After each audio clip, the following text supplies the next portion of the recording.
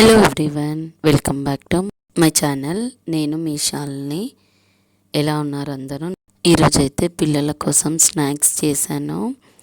ఆలు టిక్కా. ఇప్పుడు ఒకేలాగా కాకుండా అప్పుడప్పుడు స్నాక్స్ ఇలా టేస్టీగా వెరైటీగా చేసి పెడితే పిల్లలు చాలా ఇష్టంగా తింటారు.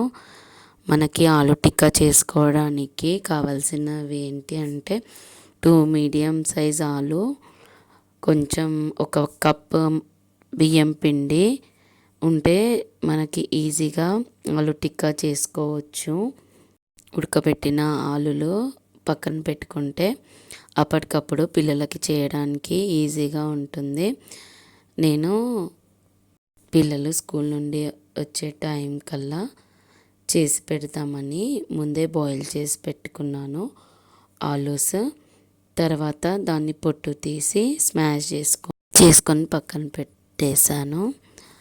మిక్సింగ్ బౌల్లోకి 1 కప్పు బియ్యం పిండి తీసుకొని దాంట్లోనే మనకి టేస్ట్కి సరిపడా ఉప్పు, కారం, అల్లం వెల్లుల్లి పేస్ట్ వేసి దాంట్లో మనము స్మాష్ చేసి పెట్టుకున్న ఆలుని కూడా వేసి చిన్న చిన్న బాల్స్ లాగా చేసుకొని మనకి ఇష్టం వచ్చిన షేప్లో ఒత్తుకొని డీప్ ఫ్రై చేసుకుంటే వేడి వేడి ఆలు టిక్కాస్ రెడీ.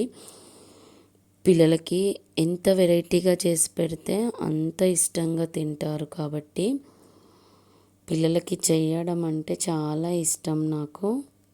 మనకి ఎంత టైం పట్టినా ఇష్టంగా చేస్తే ఏది కష్టం అనిపించదు.